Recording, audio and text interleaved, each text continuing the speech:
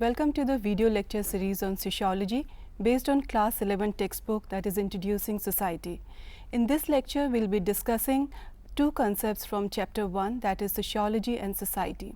These concepts are the sociological imagination and pluralities and inequalities in society. But before we move on to these concepts, let's take an example. The example from your own life. You might be getting a lot of suggestions. And the first suggestion which you might be getting very often is that study hard and you'll do well in life. Now take another suggestion which you as a student might be getting very often, and that is that if you select this subject or a set of subject, you'll get a better job in future. Now come on to the third suggestion. If you're a boy, if you take a subject, the people might ask you, do you think it's a good subject for you? Or as a girl, if you identify a subject for yourself, the people might ask, do you think it's a practical subject? Now another suggestion which you students might be receiving and might have received very often is that you have to work early. So why do you take a subject which takes you longer to finish your studies? And another thing is that the suggestion which might come to you is that you are into family business, you have a family business, so why do you have to study again? Now these are the set of suggestions which you, a class 11 student, might come across, or you might have actually listened to many a times. Let us analyze these suggestions. Do you think that the first suggestion contradicts the other three? The first suggestion says that if you work hard, you'll do well in life. Here the onus rests upon an individual. But the second suggestion says that apart from individual effort, there is a job market which decides the kind of subject which you are choosing, whether you'll be able to do well with those subjects in life or not, whether you'll get a good job or not. Now the third and fourth suggestions actually complicates the issue, which says that apart from your own individual efforts and the job market, there is a gender and there is a family background which also matters. Individual efforts matter a great deal, but they do not necessarily define outcome. If we talk about job market, it is defined by the economy, and if we talk about the needs of economy, these are determined by the political and economy measures of the government. Now the success of a student not only depends upon his own individual effort, it depends upon these broader issues like the political and economic measures as well as his own social background. So this is what sociology studies. It studies society as an interconnected whole. It studies the relationship, the interaction between society and an individual. The problem of choosing a subject is an individual personal problem, but it also affects student in a collective manner. Then it becomes a public issue. And now we come on to the first concept, that is sociological imagination, and this is what it talks about. This is the term coined by C. Wright Mills in 1959. He is a very famous American sociologist, and he talked about two very important things in sociological imagination. The one thing is there is no personal problem, most of the things are public issue. Now let's take that example again when we talked about the taking of a subject and selecting a subject. Now when you take a subject and when you decide that you have to take one particular subject, and if you're the only one who's got this problem, then yes, it's a personal problem. But if we have around 500 or 1,000 students who face the same thing, then it becomes a public issue. This is what he talks about, and he says that there is a distinction between the personal problem and the public issue. He says that the personal trouble occurs within the character of an individual, and the public issue is when these matters transcends beyond the local environment, they become the public issue. Now he gave a lot of examples. He gave example in his book, The Sociological Imagination. He talked about unemployment, he talked about war, he talked about marriage, he talked about living in a metropolis. Let us take an example of unemployment in detail. he says very clearly, if a person is unemployed, so many a times it happens that the society says, or people who are at the authority, they say that the person is unemployed because he is not willing to work, he is a lazy person, he doesn't have the required skill. But this is not so. If it is one person, yes, but if we are talking about 1% of a population, then it becomes a public issue.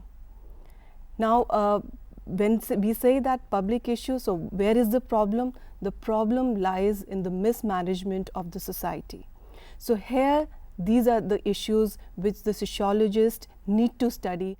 The second very important thing which C. Wright Mills talked about is the sociological imagination is a quality of mind which allows one to grasp history and biography and their relationship between the two within the society.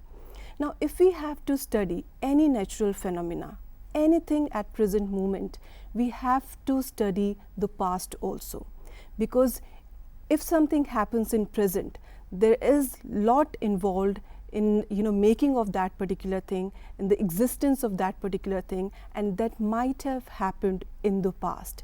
So if we are talking about the sociological study, and if we have to study any phenomena, we have to study the present also, like the present being of that particular thing, and the past also, because there could be many social, economic, political factors that have shaped that particular thing into what it is right now. And another thing is that he also says that the sociological imagination is quality of mind that helps us use information and develop reason to make sense of what is going on in the society and how it is affecting us. Now let's come to the second theme, which is pluralities and inequalities in society. Now when we talk about pluralities and inequalities in society, here also I would like to take that example again. In the first example, we talked about that if you take this particular subject or a set of subject, you will get a good job. Now, what is a good job? Is it something which gives you a lot of money? Is it something which gives you a lot of satisfaction? Is it something which actually increases your self-esteem? So, what exactly is a good job? Or is it something which is good for your own relevant society? Now, what is relevant society? You might be thinking, the society to which we belong. And another question which might come to our mind is, which is the society we belong to? Is it a one particular linguistic group, ethnic group? Like if we are amongst foreigners, we may say that we belong to Indian society, right? But if we are with our Indian fellows, we might say that I belong to this caste, I belong to this community, I belong to this particular language group. So the society is different and there is lot of diversity. Now this plurality and diversity of society in India offers lot of challenges for the sociologist. Now this diversity makes the work difficult for sociologists, and this also makes work difficult for not only sociologists but for the other people as well. Now we'll take a look at what Satyajit Ray, a noted filmmaker, said when he was actually trying to decide what to depict in a one particular society.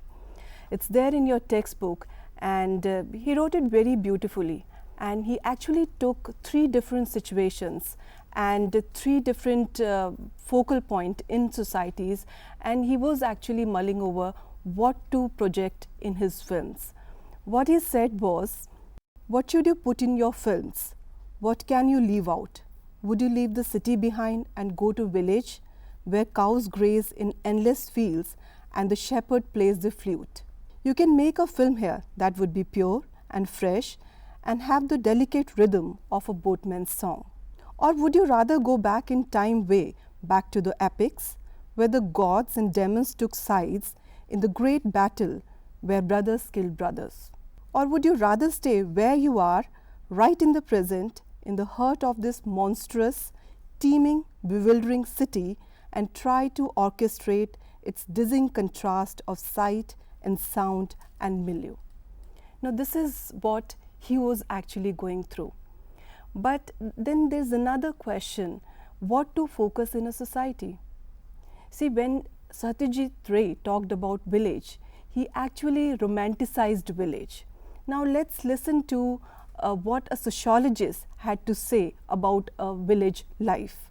The first time I saw him, he was sitting on the dusty road in front of one of the small thatch-roofed tea shops in the village with his glass and saucer placed conspicuously beside him, a silent signal to the shopkeeper that an untouchable wanted to buy some tea.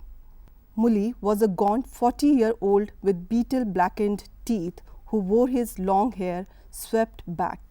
Now these are the two very contrast representation of Indian village. Now as a sociologist, it is very important to find out which one to portray. And inequality is also a one important thing, and it says that it's central to any society. Amartya Sen, Nobel laureate, he got Nobel Prize for Economics in 1998, and he also wrote very beautifully what sociology should do and what are the different things which we should project in society. And in his book, The Argumentative Indian, he wrote very beautifully, some Indians are rich, most are not. Some are very well educated, others are illiterate. Some lead easy lives of luxury, others toil hard for little reward. Some are politically powerful, others cannot influence anything. Some have great opportunities for advancement in life, others lack them altogether. Some are treated with respect by the police, others are treated like dirt. These are different kinds of inequality, and each of them requires serious attention. So if we talk about sociology and if we talk about work of sociologists, like we have to look at all these inequalities which exist in the society. Now when we talk about sociology, you have a textbook and there is a lot written in the textbook, but you have to go beyond your textbook also. There are a number of people who have written very good books on the society and the social phenomena, and we would suggest that you also read those books whenever you get time. So there are 3 books which I would recommend you.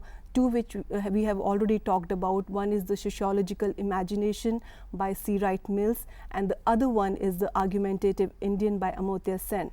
And the third book is a very interesting book. It is Tuesdays with Morrie, and this book is about a sociology professor and how he gave the different sociology lesson to his students. And it's a very light, but it's a very interesting reading material, and you would definitely love this. When we talk about sociology, as I said, that there's a lot written in the textbook, but you have your own knowledge, because here we are talking about society, and as a student you also might be observing a lot.